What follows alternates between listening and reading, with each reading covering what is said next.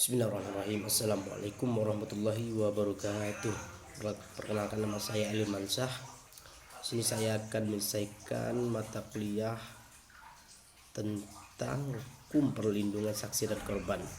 Itu membuat video berdurasi minimal 5 menit.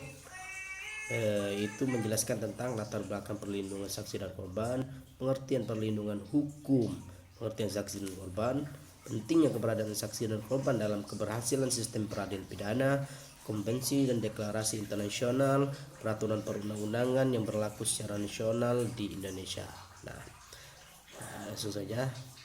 Pertama, bicara masalah perlindungan terhadap saksi. Perlindungan terhadap saksi dan korban itu diberikan berdasarkan beberapa asas seperti yang tercantum dalam pasal 3 Undang-Undang Nomor 13 Tahun 2006, yaitu penghargaan atas harkat dan martabat rasa aman, keadilan, tidak diskriminatif dan kepastian hukum. Kemudian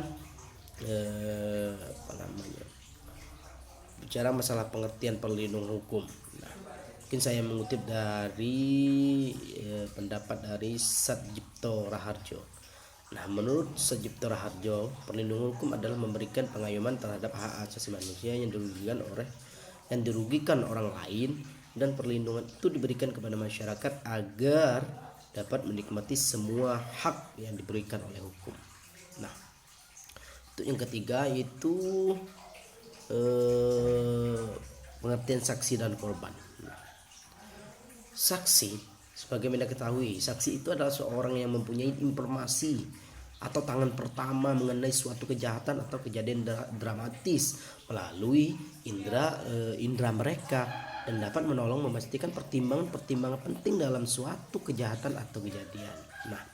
Sedangkan pengertian korban, korban ini berasal dari bahasa Arab yang juga menurunkan kata kurban. Artinya korban berarti orang-orang yang binatang yang menderita atau mati akibat suatu kejadian. Perbuatan jahat dan sebagainya. Sedangkan korban berarti persembahan kepada Tuhan atau pemberian untuk menyatakan kesetiaan atau kebaktian. Terus yang keempat ada namanya pentingnya keberadaan saksi dan korban dalam keberhasilan sistem pidana.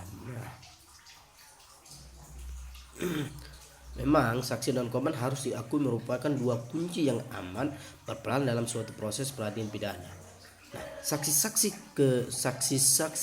kuncilah satu-satunya pihak yang ditunggu untuk mengungkap kasus-kasus yang tidak mampu dipecahkan oleh institusi hukum formal. Padahal secara yuridis, keberhasilan suatu proses peradilan pidana amat bergantung kepada keberadaan alat bukti yang berhasil dimunculkan di pengadilan, terutama yang menyangkut keberadaan saksi.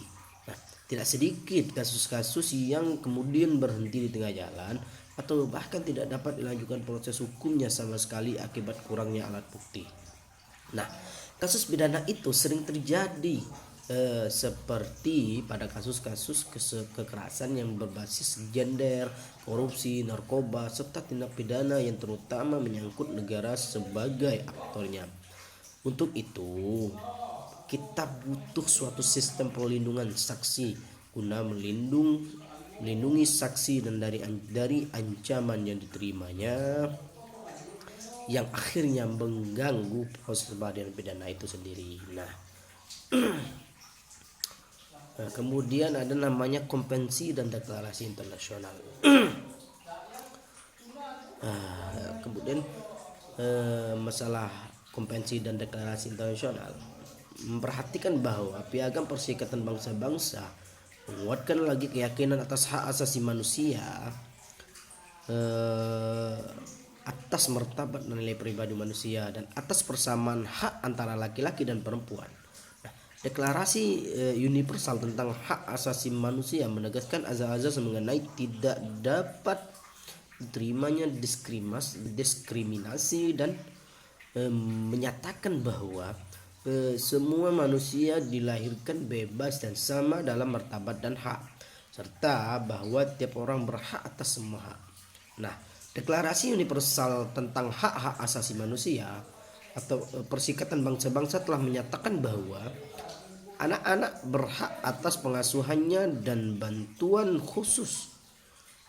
Meyakini bahwa keluarga sebagai kelompok dasar masyarakat dan lingkungan alamiah bagi pertumbuhan dan kesejahteraan semua anggotanya, dan terutama anak-anak harus diberikan perlindungan dan bantuan yang diperlukan sedemikian rupa sehingga dapat dengan sepenuhnya memikul tanggung jawabnya di dalam masyarakat. Nah, kemudian yang terakhir, peraturan perundang-undang yang berlaku secara nasional di Indonesia. Nah,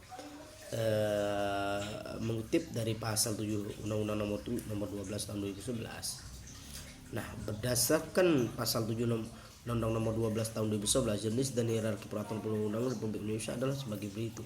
Undang-Undang Dasar Republik Indonesia tahun 1945, ketetapan Majelis Permusyawaratan Rakyat, undang-undang atau peraturan pemerintah pengganti undang-undang.